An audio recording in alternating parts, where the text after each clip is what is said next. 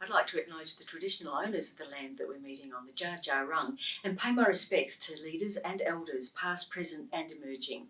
This week we're celebrating National Volunteer Week. It's the biggest Australian celebration of volunteering that we have annually. And we know that people have been volunteering across the City of Greater Bendigo in huge numbers. And I'd love to thank people for all those efforts over a long period of time. People volunteer across activities to do with the City of Greater Bendigo and also across a range of community organisations. We know that we've got about 23% of people in our community volunteer, and we know from census data in 2016 that compares to 19% across the state of Victoria. So we're here to help. We're very active and interested in our contributions, and that culture of contributing and volunteering is very strong in Bendigo.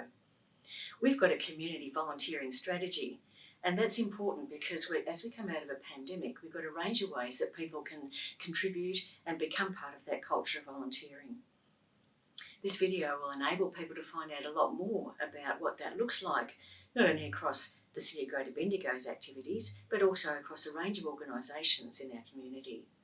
This week's Volunteer Week activities are framed around three themes of recognising, reconnecting and reimagining.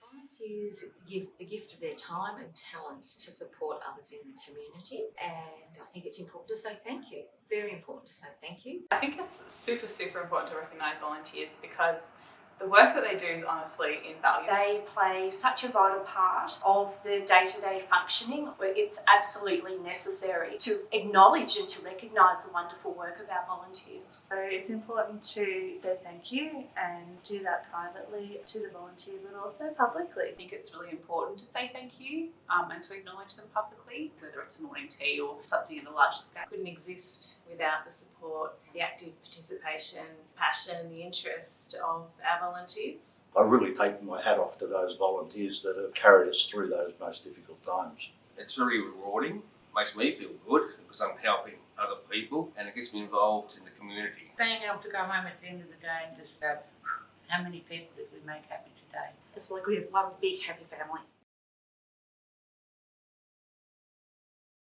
And so for us, a lot of our reconnection is really about starting to reassess where we're at as an organisation and what needs have emerged within the community. It's important that we connect with them, and you actually have to reach out and remind them how important being part of the community is. We need to really revisit that when we re-engage with our volunteers to ensure where everyone's at this time.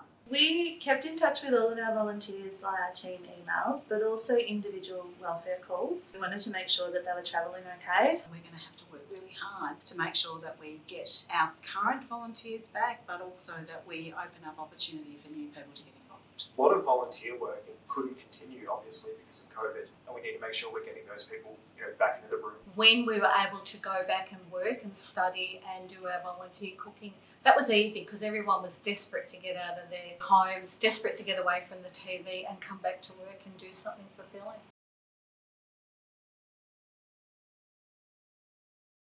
COVID-19 has brought a lot of challenges, but it also opens many new ways of doing things. We did create some remote opportunities, so some of our volunteers were doing Zoom calls with our aged care residents. I think we need to consider potential partnerships within our communities to try and share volunteers or think differently about the way that we do things. I've been able to continue volunteering despite the pandemic. In fact, the pandemic has made me more active in the community through online channels. I use social media to translate a number of COVID messaging from English to my native language. Even though we don't need to do video calls all the time right now, it's something that's going to continue on. A wonderful opportunity to review their programs and look at how we can make them different, make them flexible, to encourage people from all walks of life. We had community members who were in isolation, so it was really rethinking how we could use those volunteers and their skills and apply them to connecting with those community members. For me, reimagining is actually taking what we have learned at Bendigo Future and continuing to grow and strengthen it. Like any change, you got to go back to where you were and just keep doing what you do. There was always someone or somewhere that needs it. My vision for volunteering is that it would become a given. Volunteering is community and community is volunteering.